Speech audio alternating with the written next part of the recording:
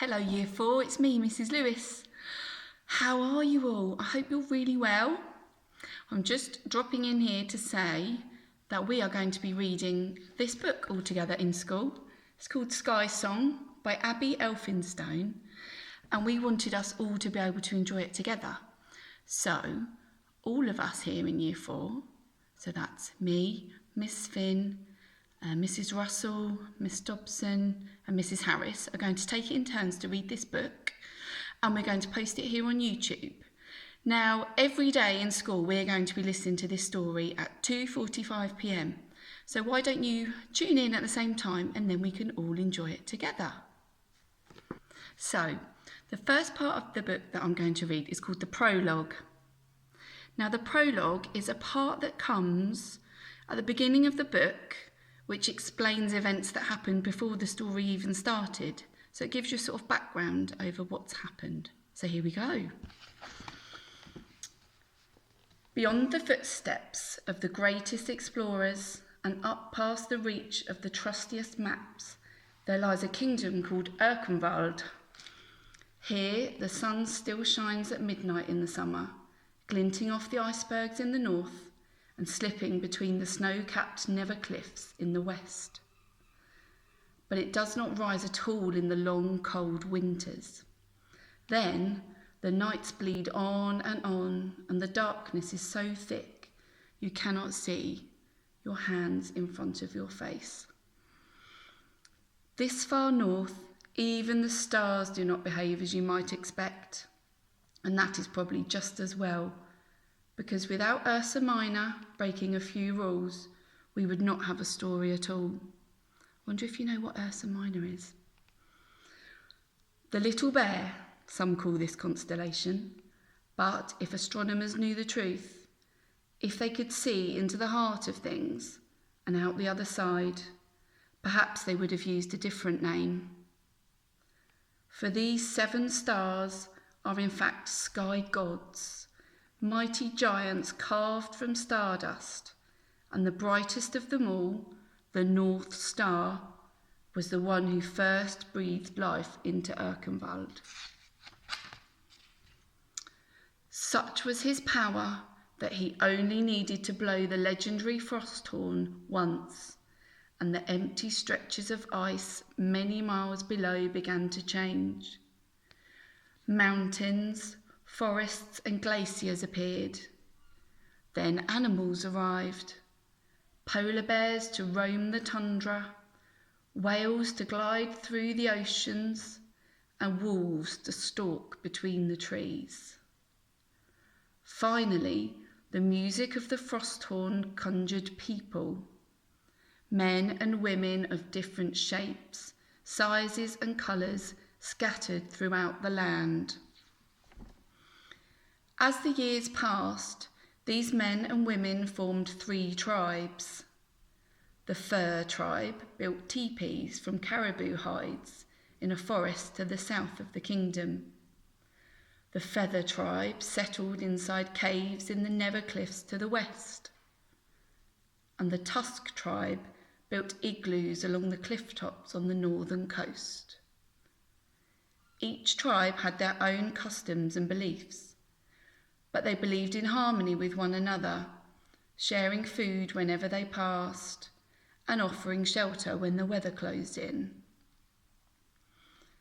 Because magic often lingers long after it has been used, the power of the frost horn hovered over Erkenwald, and as time went by, the people learnt how to use it. They spun hammocks from moonlight, which granted wonderful dreams. They trapped sunbeams in lanterns which burned through the winter months. They stored wind inside gemstones which granted their boats safe passage through stormy seas. And the people knew all was well in their kingdom whenever they saw the northern lights. For these rippling colours were a sign that the sky gods were dancing, and that meant the world was as it should be. But darkness can come to any kingdom, and so it came to Erkenwald. The smallest sky god grew jealous of the North Star's power and, seeking to rule Erkenwald herself, she pulled away from the constellation one winter night and plunged towards Earth. The North Star acted swiftly and trapped her in a glacier before she could spread her evil across the land. But the sky gods stopped dancing then, because they knew that it was only a matter of time before someone heard the whispers of the fallen star calling out behind the ice. And before long, someone did. One night, Slither, the shaman for the Tusk tribe, was drawn to the glacier, and he listened as the voice within promised him dark powers if he killed his chief and made it look like a plot brewed by the Fur and Feather tribes using Erkenwald's trusted magic. Although the words were only whispers, they plucked at Slither's heart, and, believing all they said, the shaman slew the Tusk chief while he slept with an enchanted knife. In the weeks that followed, distrust between the tribes gave way to hatred, and faith in Erkenwald's magic died. And it was then that Slither climbed back into his skin boat and paddled beneath the cliffs towards the glacier.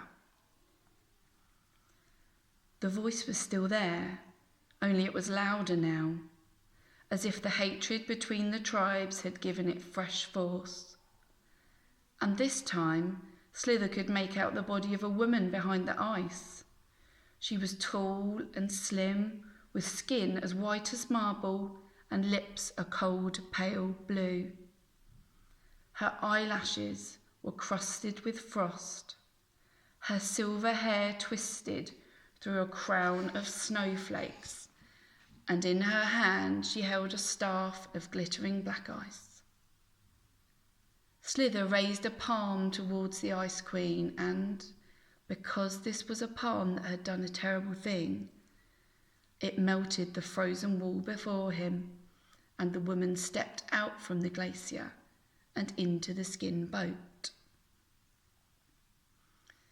She held up her staff, and thunder rumbled across the sky as every man, woman and child in the Tusk tribe, now locked under the Ice Queen's hold, stepped out of their igloos. They watched in silence as she pointed her staff towards the glacier she had been trapped inside.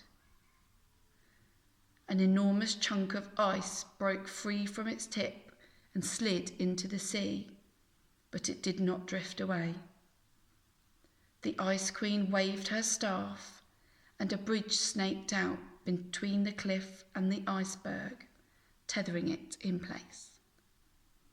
Then domes, turrets and towers formed, shooting out of the iceberg with ear-splitting cracks, until finally there stood a shimmering fortress carved entirely from ice. Winterfang Palace was born. The reign of the Ice Queen had begun. And to reward his loyalty, the Ice Queen gave Slither command of the Tusk tribe and taught him how to wield the very darkest magic. Spring came, then slipped into summer, and from afar the Fur and Feather tribes watched as the Tusks left their igloos every morning and walked across the bridge into Winterfang Palace. A battle was brewing. The Fur and Feather tribes could hear the sharpening of spears and hammering of shields, and fearing that the Ice Queen meant to drag all the tribes under her command, they launched an attack on Winterfang. But to fight for something you believe in requires trust as well as courage, and there was not enough trust between the Fur and Feather tribes that day. There was no faith in Erkenwald's magic either, and the weapons of even the most skilled fighters were nothing against Slither's Tusk warriors. They fought with black ice javelins and shadow shields, and soon every man and woman from the fur and feather tribes was imprisoned in the palace towers. Slither's warriors seized a child too, the only one who had been granted a place in the battle, because this was a child marked out by the sky gods, a child that the Ice Queen had been looking for ever since she fell from the sky. The other children remained beyond the Ice Queen's grasp, and although Slither's warriors scoured the kingdom all through the summer and on into the winter, they found no trace of them. Erkenvale became a land shrunk to whispers, but because a fallen star can only survive one midnight sun on Earth before its magic fades, the Ice Queen set about finding a way to gain immortality. Voices, she discovered, were the key, and if she could swallow the voice of every man, woman and child in Erkenwald before the next midnight sun rose, she would possess the eternal life she craved. By midwinter, a new sound rang out from Winterfang. An anthem played on an organ made of icicles, accompanied by a choir of voices that once belonged to the Ice Queen's prisoners. The anthem called some children out of hiding, so desperate were they to be reunited with their parents whose voices they could hear above the music. But most knew better than that. They realised that the stolen voices were a trap, and they vowed to lie low until they could form a plan to defeat the Ice Queen and rescue their parents. But some people are not very good at lying low. They have wandering limbs and fierce hearts, and more often than not they have heads full of wild ideas. Our story follows two such children, an unlikely pair, some would say, but you cannot pick and choose who adventures happen to. They pounce when you're least expecting them, then they hurtle forward with surprising speed. In fact, once an adventure digs its claws in, there is not an awful lot you can do about it, especially when magic is involved. Chapter 1, Eska. Eska sat, knees tucked under her chin and head bowed, on the pedestal inside the music box, its glass dome curved around her, fixed tight to the silver base, and with her flimsy dress and bare feet, she might easily have passed for a mechanical ballerina. But Eska was no clockwork figure. She was a 12-year-old girl with darting eyes and a pulse that trembled every time the Ice Queen drew near. Eska closed her eyes and tried to wiggle her toes. They didn't move. She made to arch her back and then stretch her neck. Again, nothing moved. Even her hair, a tumble of red so full of knots it seemed to grow in circles, lay absolutely still down her back. But it was a ritual she attempted every morning in case, by some miracle, the Ice Queen's hold over her limbs had weakened. It never did, though, not for a second. The music box had been Eska's prison for months, and she could only blink wide blue eyes at the horrors that unfolded in Winterfang's vaulted hall. She looked beyond the dome, through the ice arches in front of her, which faced out over Erkenwald. The first sunrise in 6 months spilled across the horizon. Frozen rivers shimmered, the snow on the tundra sparkled, and the sea was a dazzling jigsaw of ice and meltwater. It was mid-March then, Eska thought. That was when the light returned to the kingdom. She'd heard the Tusk guards talking. Her chest tightened as she thought back to the day she'd awoken in the music box, her body locked under the Ice Queen's spell. The midnight sun had been burning, and she had watched it for 2 whole months before the dark stole in. Eska swallowed. With the light returning now, she knew she had to have been the Ice Queen's prisoner for 9 months. But even more frightening was the knowledge that she didn't have a single memory of her life before Winterfang. There must have been something else once. A home, a family, friends perhaps, since the spell the Ice Queen uttered every morning spoke of her as the stolen child. But stolen from where? From whom? It was all a terrible blank.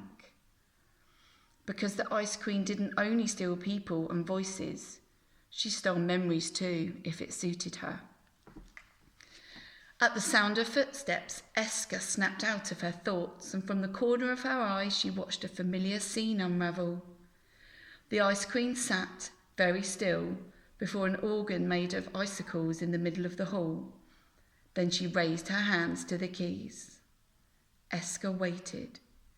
She knew what came next because it was the same every morning.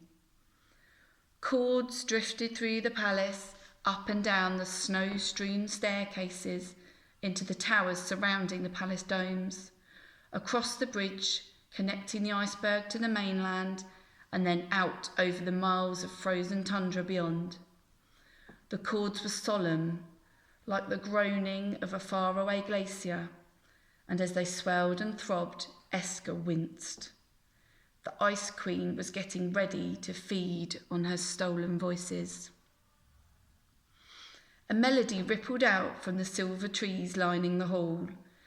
Their roots sprawled over the ice floor, and from their bony branches hundreds of glass baubles hung, each one filled with a golden glow. This was where the melody was coming from, because inside each bauble was a voice. And as the chords grew louder, the baubles shimmered, and the voices of the fur and feather men and women singing a wordless anthem joined with the organ's steady pulse. Eska watched as the golden glow from one of the baubles drifted towards the Ice Queen's mouth and slipped down her cold white throat. The organ grew louder as the Ice Queen swallowed. Then she threw back her head and laughed. Another voice closer to immortality. She raked her nails across the keys. The chords clashed, the voices stopped, and the baubles dimmed. Then the Ice Queen snatched up her staff and strode towards the arches, her sequined gown swishing behind her.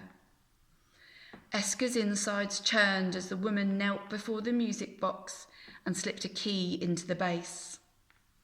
Then she uttered her spell, and her voice came hard and pointed, as if full of unpleasant corners. 3 turns to the left, then half to the right, with a key cut black as the deepest night. The magic awakens, then limbs unfold, as the stolen child comes under my hold. The Ice Queen turned the key, and as it wound 3 turns to the left, then half a turn right, music began. It was different from the melody that came from the trees. This was a gentle, almost magical tinkling, like tiny bells chiming, or dozens of stars falling to earth. And at the sound, Eska felt her body stir. First her head lifted, then her hands pushed down, and her legs extended until she was standing on the pedestal. She tried to hold the curse at bay, to take control of her body, but she was up on the balls of her feet now, and her arms were outstretched. The Ice Queen breathed a crystal mist over the glass dome, making it disappear from sight, and as the pedestal turned round and round, Eska danced on trembling feet. Unscrewing the orb from the top of her staff, the Ice Queen held it before Eska. Your voice is cursed by the sky gods, child, but I can relieve you of it. She moved the orb nearer Eska's mouth. Speak now, let your words slip into my orb, and you will no longer have to bear such a burden. Eska's frail arms rose and fell, and her body stooped and arched, but she said nothing. Minutes passed, the only sound in the room the fluttering of Eska's dress as she turned. Then the music ground to a halt, the pedestal stilled, and Eska stopped mid-pirouette before folding herself up into a ball again. The Ice Queen twisted the orb back onto her staff, then she seized Eska's wrist. I'm not asking to hear your voice because I value your opinion. I'm not asking to hear your voice because I care about your feelings. I'm asking to hear your voice because I own you. Her eyes darkened. You bear the mark of the sky gods, Esker, the very gods who use terrible magic to stir up hatred between the people of Erkenwald. But I will use your voice to tear the sky gods down and rid this kingdom of their evil forever. Esker's mind whirled. The Ice Queen often spoke like this, about cursed marks and dreadful gods. But even though Esker could recall nothing from her past about either, some deep-rooted things couldn't be erased, like knowing right from wrong and sensing truth from lies. Something about the Ice Queen's words smelled of lies, as if she was spinning a story that just happened to suit her. And for this reason, Esker kept her voice a secret inside her. The Ice Queen loosened her grip. You will remain locked inside this box until I hear you speak. She paused. And you will go without the dome tonight. Perhaps a little cold is exactly what is needed to shock you into behaving. Esker stayed silent, huddled on her pedestal. Then there was a cough from somewhere nearby and the Ice Queen spun round. A bald man, dressed in sealskins and a walrus tusk necklace, stood before them. He was small and fat with an oily smile, and as he dipped his head, Esker glimpsed the edge of the tattoo of a large black eye stamped onto the back of his skull. Forgive my intrusion, Your Majesty. The Ice Queen nodded. Come, Slither. It seems I am still not getting through to the girl. My magic holds her body under its spell, but it cannot draw out her voice. She is mute, and perhaps she has always been that way. But somewhere inside her there must be a voice, even if she has never used it. I have some news that may interest you, Slither smirked. The contraption I've been working on these last few months is almost finished. The Ice Queen paced back and forth beside the music box, a smile forming on her blue lips. You're quite sure it will work? Slither ran a hand over his bald head. I am the most powerful shaman in Erkenwald. It will work. We cannot delay any longer. I must have Esker's voice in the next few days. There are still adjustments to make. I need at least a week before... The Ice Queen tilted her head and the sunlight flashed off her crown of snowflakes. Work through the night, Slither. Get it done. To achieve immortality, I must steal every voice in the kingdom before the midnight sun rises in 2 weeks' time. She paused. Even your fiercest warriors have not been able to find the fur and feather children, but if I have Esker's voice, I can use it to summon the tribes to Winterfang. Then I will tear the sky gods down from the heavens and all will surrender to me. Slither bowed and then scurried from the hall. The Ice Queen followed slowly, but when she reached the shadows, she glanced over her shoulder at Esker.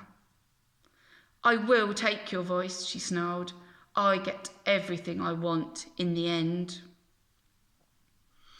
Esker stayed with her head bent over her knees until the last of the Ice Queen's footsteps faded away.